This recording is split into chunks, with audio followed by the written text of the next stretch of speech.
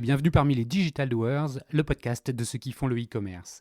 Voici une série spéciale en partenariat exclusif avec One-to-One Retail e-commerce Monaco, le rendez-vous incontournable de tous les acteurs du marché.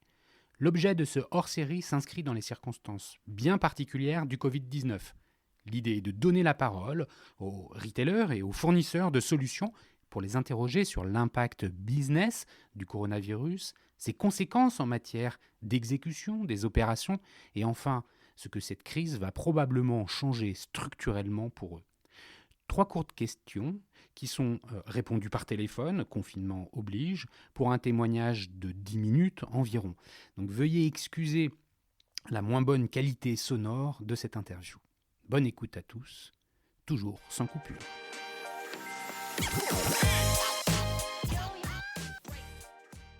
Bonjour, aujourd'hui nous recevons dans ce hors-série Cyril Bourgois, directeur stratégie, transformation digitale et innovation du groupe Casino.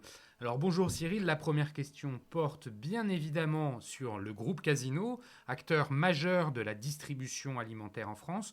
Peux-tu nous préciser les impacts business de la crise actuelle pour vous ? Bonjour Cyril, bonjour à tous. Bien sûr, les impacts business principaux qu'on observe sont de deux natures.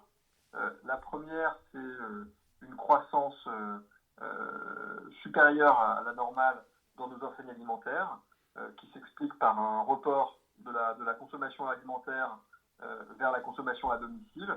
Tout ce que les gens consomment habituellement à l'extérieur, que ce soit dans les restaurants, au bureau, etc., ils le consomment en ce moment chez eux dans une période de confinement, et c'est bien normal. Donc ça explique une croissance supérieure à la normale dans toutes nos enseignes, et en particulier dans les formats urbains et les enseignes de proximité, ce qui constitue le cœur du modèle d'affaires du groupe, puisqu'on est très bien positionné dans les zones urbaines. Oui, comme avec les enseignes Franprix, c'est ça ? Comme avec les enseignes Franprix, comme avec l'enseigne Petit Casino, et dans une moindre mesure, Casino Supermarché et Monoprix. Pour vous donner une petite idée, sur les quatre dernières semaines, la croissance de Franprix, de Supermarché Casino et de Casino Proximité, c'est environ 24% par rapport à l'année dernière. Donc on voit bien qu'on connaît une croissance très importante, qui correspond à un afflux de clients qui viennent consommer dans les enseignes qui sont situées à proximité de chez eux. Ça, c'est le premier impact évident. Le deuxième, c'est la forte croissance du e-commerce, que ce soit le e-commerce alimentaire, avec et là, toutes les solutions qu'on propose, les solutions de click and collect et les solutions de livraison à domicile. Très forte augmentation, parfois à 3 chiffres des commandes qui sont réalisées sur les sites internet, et forte augmentation également des commandes réalisées sur le site Cdiscount, avec des différences selon les catégories de produits, puisque certaines catégories de produits, au moins au début du confinement, ont été privilégiées par les consommateurs. Évidemment, tous les produits qui peuvent leur servir dans un contexte de confinement, que ce soit le petit matériel informatique, les outils, le bricolage, voilà, pour ne citer que quelques catégories. D'ailleurs, tu anticipes ma question effectivement sur le digital. Je reviens une toute petite seconde sur la partie impact. La gestion sanitaire de la crise dans les points de vente, ça a été quelque chose qui a été facilement compréhensible de la part de vos salariés. Comment ça s'est mis en œuvre ? En fait, ça a été... alors là, tu m'avais posé une question sur le volet business, là c'était sur le volet opération. Ouais. Évidemment, la crise a là aussi eu des implications très fortes. On s'est très fortement concentré sur deux sujets en la matière. Le premier, le plus important, c'est la protection de nos collaborateurs, ce qui a nécessité la distribution généralisée de masques, de gants, de gel hydroalcoolique aux salariés des magasins et des entrepôts pour assurer la protection de ces salariés et la continuité opérationnelle, indispensable dans cette période de crise où la grande distribution alimentaire a eu un rôle très important à jouer pour assurer l'approvisionnement des Français. Le deuxième sujet, c'est évidemment la protection des clients et l'adaptation du service à leurs besoins spécifiques. Mettre en place des gestes barrières en magasin, essayer de faire en sorte d'accélérer l'encaissement automatique pour minimiser les contacts avec les hôtes et hôtesses de caisse, augmenter les capacités de livraison à domicile. Et le troisième sujet, c'est évidemment la sécurisation de l'organisation logistique en liaison avec tous nos fournisseurs et toute la chaîne pour faire face à la demande sans rupture significative de la chaîne d'approvisionnement. Bon, merci pour ces précisions. C'était important. Non, mais c'est important parce que tout le monde se rend dans ces points de vente, de comprendre un peu le côté opérationnel de la mise en œuvre de tout ça. Je reviens sur le digital. Effectivement, c'est quelque chose qui nous intéresse particulièrement dans ce podcast. Est-ce que vous avez mesuré d'une certaine façon un peu la répartition, enfin, du digital, la part du digital dans cette période par rapport au retail classique? Est-ce qu'elle a cru beaucoup, beaucoup plus vite? Elle a cru évidemment beaucoup, beaucoup plus vite.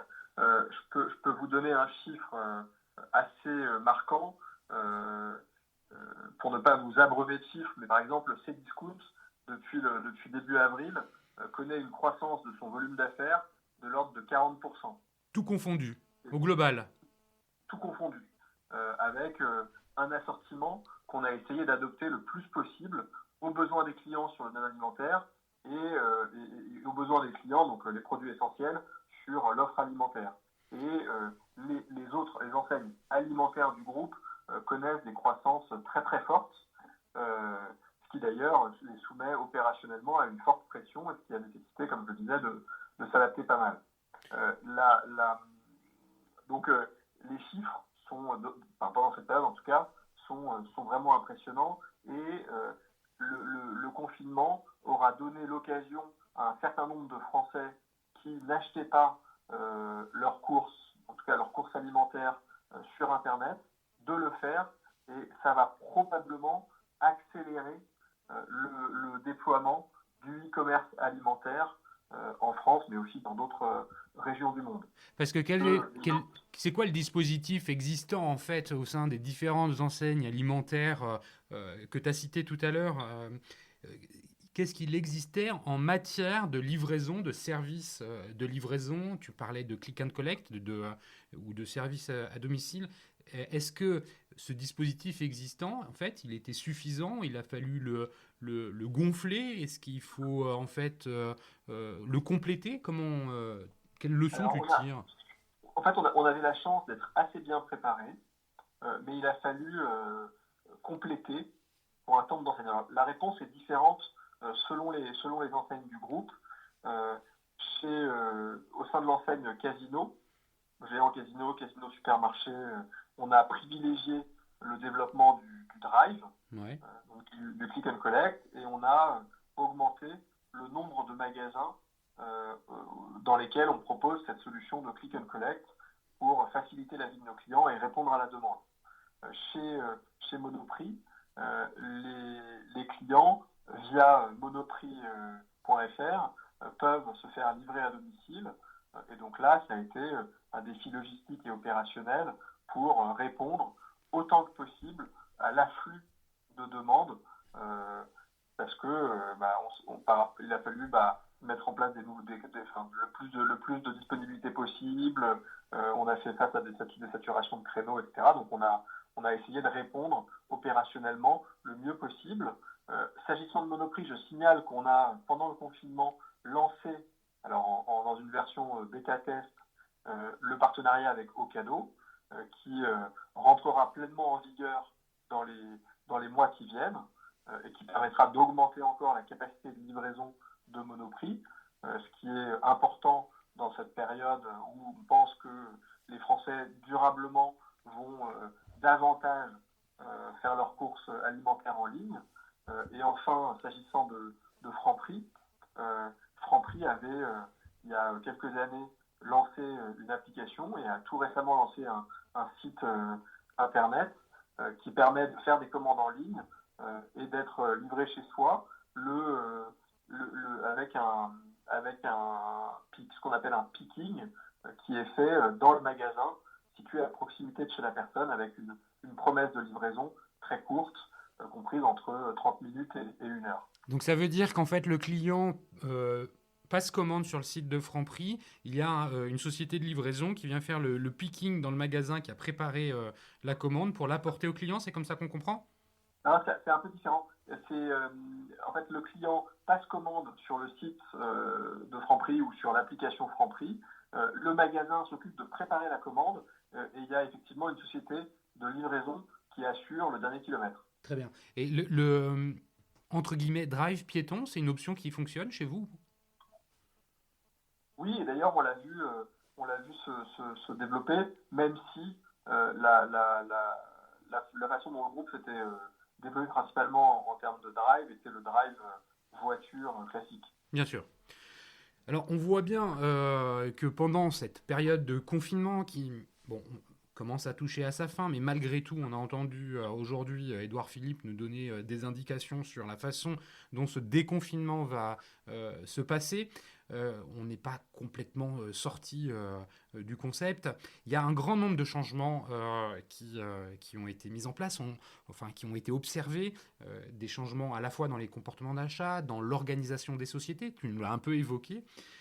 Qu'est-ce que tu crois qui va rester de ça dans, dans le temps?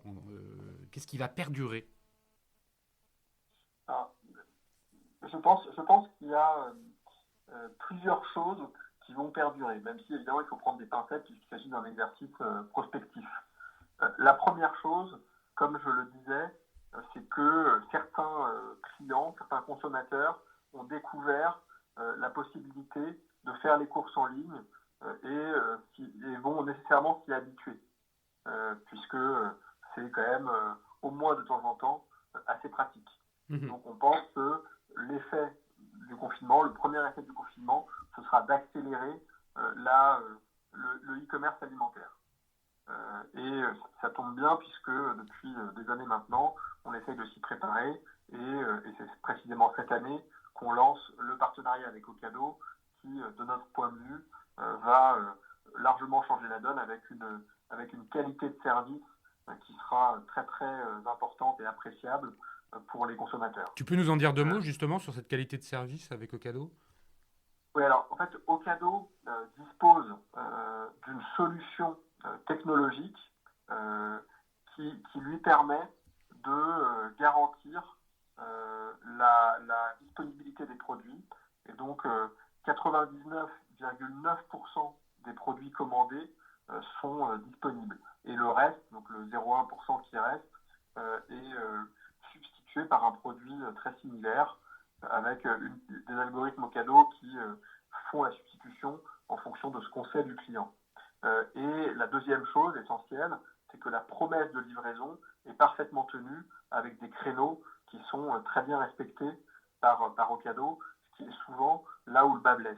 Donc les deux piliers de la qualité de service sont, si je puis dire, particulièrement bien soignés chez Ocado. Le premier, c'est la disponibilité des produits, et le deuxième, c'est le respect du créneau de livraison. D'accord, bon, merci pour cette précision. Je pense que ça va en intéresser plus d'un. Je reviens justement sur les changements. Tu évoquais finalement une augmentation de la maturité des consommateurs par rapport aux services e-commerce alimentaire. Donc, quelque part, c'est une forme d'acquisition de nouveaux consommateurs que le confinement aura permis, même si probablement ils vont baisser un petit peu leur fréquence d'achat. Quelque part, ils sont quand même gagnés. Et tu le disais régulièrement, ils vont trouver bien pratique de pouvoir passer commande. Ça, c'est un des premiers changements. Est-ce que tu en vois d'autres?